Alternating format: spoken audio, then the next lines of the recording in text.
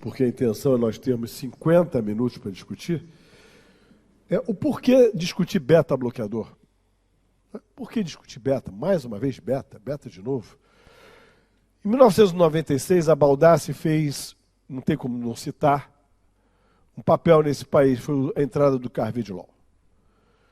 Não precisa dizer a dificuldade que foi no meio médico a implementação desse fármaco. Naquela época, eu tinha um simpósio com o Evandro Tinoco Mesquita, no Hotel Meridian, chamava-se Avanços na Terapêutica Cardiovascular. Era um dia inteiro só de farmacologia. Tinha 1000 médicos na época. É toda a área de farmacologia, só de farmacologia. E o Evandro falou uma frase que a plateia inteira veio abaixo. Sabe qual foi? Beta-bloqueador é um inotrópico positivo. 2 anos depois, veio no mercado o Bisoprolol, não vendeu uma caixa. E veio para uma outra empresa, nenhuma caixa. Fizeram um mega encontro de líderes lá no Nordeste, mas um mega encontro. Cabo Santo Agostinho, o hotel estava sendo recém-inaugurado. Um bando de japonesinho veio ver a gente. Não vendeu meio comprimido no Brasil. Sai do mercado, volta ao mercado novamente, com a intenção de tentar trazer um novo aspecto. Um aspecto do uso de beta-1 seletividade. Não se falava em beta-seletividade. Todos nós aprendemos beta-seletividade na faculdade com o uso do metoprolol, tartarato de metoprolol, com o Seloken. Todo mundo aprendeu e todo mundo viu cãibra, todo mundo viu broncoespasmo, todo mundo viu os parefeitos com o Seloken, todo mundo continuou morrendo de medo, apesar do livro falar que poderia dar. E ninguém entendia por quê. E o Bisoprolol, não tem como citar a empresa, porque a empresa apoiou, a Merck apoiou o projeto, apoiou o DEIC, e há quase 15 anos vem apoiando o projeto de divulgação da boa prática. Isso aqui espelha, publicado em 2003, o Survey Europeu. O que o Survey Europeu mostra há 16 anos atrás? Mostra uma baixa taxa de utilização de beta-bloqueador, em detrimento, não em detrimento, mas vejam, usando muito mais IECA. Isso há 16 anos atrás. Bom, eu poderia até entender esse problema há 16 anos atrás. Quando você compara sendo com fração de injeção preservada ou não, está lá, uso de beta-bloqueador, metade dos doentes somente. Então não é uma questão de ter fração de injeção preservada ou não, porque, de novo, a IECA continua preponderante. Quando ele vai para o CHAMP-HF, 15 anos depois, o que a gente encontra 15 anos depois, no ano passado publicado? O problema persiste. Por isso nós estamos aqui. Em laranja, é doentes elegíveis, não é contraindicados. Não tem contraindicação, está escrito ali, não está sendo tratado. Então, se você for ver, beta-bloqueador, 33%. Deveriam estar tomando, não estou tomando. IECA, 26%. Sacubitril valsartana, 86%. IECA-IBRA, 40%. Espronolactona, 66%. Quando você vai para a dose, o problema é mais grave ainda. Em vermelho é a dose abaixo de 50%, onde o fármaco não faz efeito. Não faz efeito. Beta-bloqueador abaixo de 50% não traz o efeito anti-remodelagem. Sacubitril valsartana não traz o efeito anti-remodelagem. IECA-IBRA não traz o efeito anti-remodelagem. Doutores, não traz efeito. 6,25 de Carvedilol 2 vezes ao dia não traz efeito. 2,5 de enalapril uma vez ao dia não traz efeito. Efeito o quê? O efeito qual? Viver mais, reduzir remodelagem, melhorar a função ventricular, diminuir morte súbita. É disso que eu estou falando. 15 anos depois, o problema persiste. Por isso nós temos que trazer esse tema aqui. O que adianta falar de inovação se o feijão com arroz não sai do prato? Concorda, Simões? O professor Pereira foi claro. Eu tenho que mudar para o melhor. Mas eu não faço o dever de casa ainda. Por que eu não faço o dever de casa? Por que eu continuo insistindo na IECA? Achando que ele é melhor do que o beta? Porque os senhores, sem fulanizar, eu estou indo pela estatística, 40% dessa sala, eu me incluo, pronto, sento aí junto, não está prescrevendo IECA na alta. E eu sofri isso no Joint Commission quando tomei bola preta. Tivemos que fazer um processo educativo do procardíaco. Porque quando eu fui instalar a Joint Commission, eu tinha 55% dos doentes no procardíaco tomando IECA na alta. Elegíveis. Quase bola preta. A minha desculpa é o médico que a gente não quer dar. Mas, que programa é esse? Não. Eu preciso ter um programa de educação médica continuada. Então, qual é? Porque eu tenho essa sensação. O histórico dos estudos me empurram para a IECA. Eu acho que IECA e BRA reduz morte por IC e reduz morte súbita, por isso que eu dou mais eles. Eu acho que eles diminuem o tamanho do coração. Eu acho que eles sozinhos são melhores do que o beta, ou pelo menos mais seguros do que o beta. E a publicação inicial, em 1966, enraizou isso. Todo mundo que tomou beta, a primeira publicação, morreu, porque deu Practolol na veia, que é o primo original do propranolol. Tsunami, matou todo mundo. E quando eu faço o mesmo estudo, e se assim eu tivesse feito com o enalapril, o resultado teria sido igual. Só que o primeiro estudo do enalapril não foi venoso, foi oral. E a curva abriu. Por isso a luz virou para cá. Porque depois é que veio o estudo CIBS 1, que apontou para um benefício. O CIBS 2 é que mostrou o benefício. Mas vejam, só em 1999. E mostrou benefício de redução de morte súbita de IC e de reinternação. Então, quando você olha na escala, a primeira justificativa é essa. É histórico. O primeiro estudo real foi o consensus oral, 1987. O CIBS 1 foi 93, 6 anos depois. O S-Carvedilol, 96. O CIBS 2, que se compara ao consensus, porque aí sim foi versus o placebo, e que mostrou resultado, foi em 1999. 12 anos depois. O CIBS 3, em 2005 somente. Segunda pergunta. Reduz morte total? O beta todo mundo sabe que faz isso. Quantas vezes os senhores já não viram isso? Que reduz morte total em torno de 30% a 40%.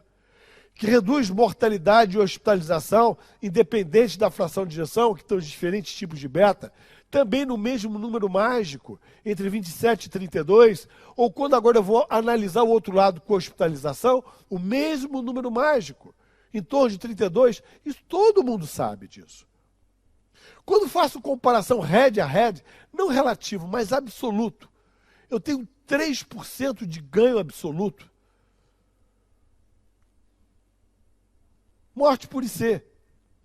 Ah, bom, 50% de redução de morte por IC foi no consenso, mas era classe 4. Um N pequeno. Ninguém aqui tomava beta-bloqueador. O placebo era Prazosin ou diurético. Esse era o placebo. O placebo do beta é enalapril. Enquanto que o placebo do enalapril é o quê? Bala Juquinha? Não. Alguma coisa da época. Quem não deu mini-pressa aqui nessa sala? Eu dei. Era esse o placebo. Mas quando agora eu comparo com beta, que é na verdade beta versus IECA, olha o resultado. Veja, isso é óbvio, mas 60% continua não tomando beta. Isso é óbvio, mas 60% só continua na dose inicial do beta. E na morte súbita, IECA não altera nada a morte súbita. E todos nós nesta sala sabemos que os nossos doentes morrem secos. Morrem secos. Quantos dos senhores têm doente no consultório com insuficiência cardíaca refratária? Dos senhores. A liderança, o doutor Pereira, tem um hospital inteiro disso. Eu não vou perguntar isso para ele. Agora, pegar alguém que está lá em Ipanema, Copacabana, dentro do seu consultório, atendendo o dia inteiro, quantos ali dentro ele tem com IC refratária, que precisa botar na dobulta, não sei o quê, tá? Quantos? Quantos ele viu, ou vocês viram, morrendo nessa situação? Os doentes morrem secos. Quem reduz isso é beta. Está aqui o resultado. Olha a diferença de curva. Qual é o ganho absoluto da morte súbita? Compara, quando eu coloco beta versus IECA, a curva fala por si só. Vamos para o outro argumento. Eu quero diminuir o tamanho do coração, quero melhorar a fração de ejeção. Não se sustenta também. Quantas vezes já vimos esse slide? O Marcos mostrou esse slide agora há pouco, só que em outro contexto. E, de novo, a gente acha que é da IECA, aquela insuficiência mitral torrencial, e eu não estou dando clipe para o meu doente. O doente já tem insuficiência cardíaca, tem indicação de intervenção. Eu dou IECA e BRA. Qual o estudo clínico na insuficiência cardíaca crônica que IECA ou BRA diminuiu a insuficiência mitral grave? Me mostra um, por favor. Não existe.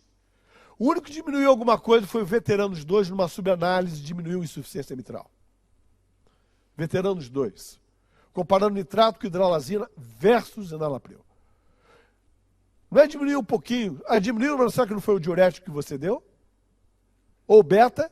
Porque o beta que melhora a fração de ejeção, é o beta que melhora a remodelagem ventricular, como está aqui muito claro, remodelagem ventricular.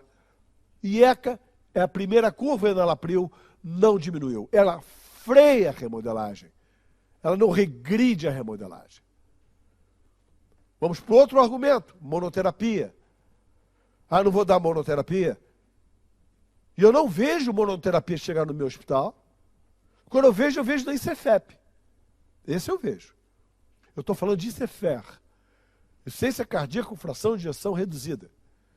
Na ICEFEP eu vejo muito paciente tomando beta. Principalmente se fibrila. Mas não é esse contexto que eu estou mencionando. A monoterapia, esse estudo é da ONSA, 1999, fundo do baú. Estudo SOLVE prevenção versus SOLVE tratamento.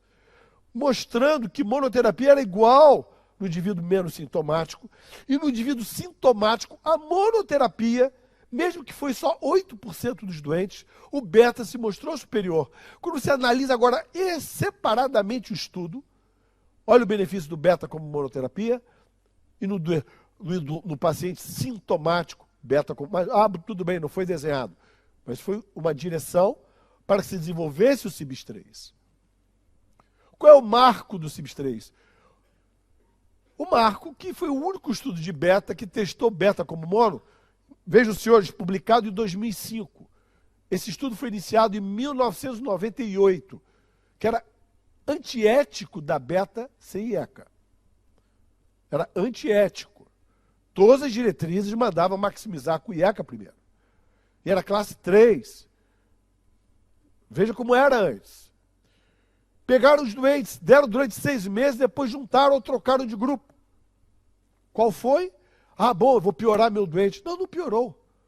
Não hospitalizou mais, não morreu mais, muito pelo contrário. Essa foi a surpresa do estudo, que é o que nos interessa. A curva abre cedo, reduz a morte súbita. É preferível, tanto que a diretriz aponta nessa direção, a prioridade, a base do tratamento, diretriz brasileira, europeia, americana e canadense, a base do tratamento é o beta-bloqueador. E, de novo, 60% não dão, 60% mantém dose inicial e 70% estão dando IECA e vai a 75% na dose máxima da IECA. A IECA continua ignorando tudo isso que para todos nós é óbvio. Vocês já viram esses slides zilhões de vezes? Eu acho que eu já sonho com ele. É seguro a monoterapia? Isso aqui foi um slide que eu botei há 10 anos atrás, em 1996, quando se discutia IECA versus IECA mais beta. 10 anos depois, ficou um versus o outro. E aí se viu o conceito do beta-1 bloqueio. Essa foi a mudança de paradigma. Se tem alguma coisa que realmente O circuito do bisoprolol trouxe esse país aqui, trouxe o conceito e sedimentou e explicou por que até então nós tínhamos medo de dar o uso do famoso Seloquem, que era o tartarato na nossa época, que migrou agora para o succinato.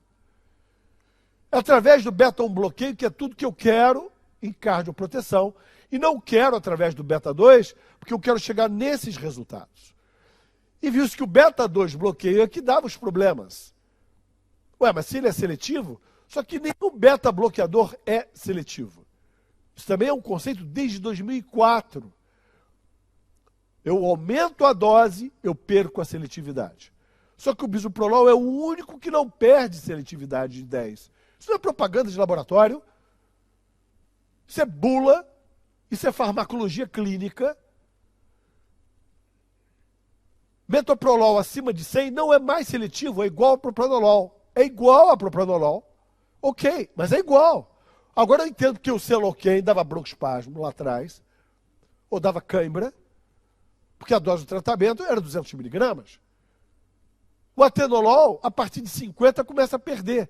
Com 75, perde mais ainda. Com 100, perde metade. O nibivolol, acima de 5, deixou de ser. Biossegurança. Tudo aquilo que a gente tinha medo. Eu dou beta, não dou IECA. Pior dispneia, pior edema? Não. Igual, igual, igual. Não houve piora dos pacientes em classe 3, o fato de estar dando beta isolado. Classe funcional, está lá. Não houve piora, comparando um grupo com o outro. É seguro dar. Não houve aumento de evento adverso sério, como hipotensão, piora da função renal, hiperpotassemia, ao ponto de suspender o fármaco. E não houve mais internação hospitalar, muito pelo contrário, reduziu a internação hospitalar. Então, finalizando, por que priorizar o beta-bloqueador no início do tratamento da IC? Porque eu tinha essas sensações. O que, na verdade, é isso aqui. Porque eu tinha um atraso de 10 anos nos estudos com beta-bloqueador. O beta-bloqueador é mais significativo do que a IECA na redução da morte por IC, na redução da morte súbita. O beta-bloqueador é que tem efeito de remodelagem reversa e melhora da função ventricular. Ele, como monoterapia, é seguro e é superior e previne morte súbita.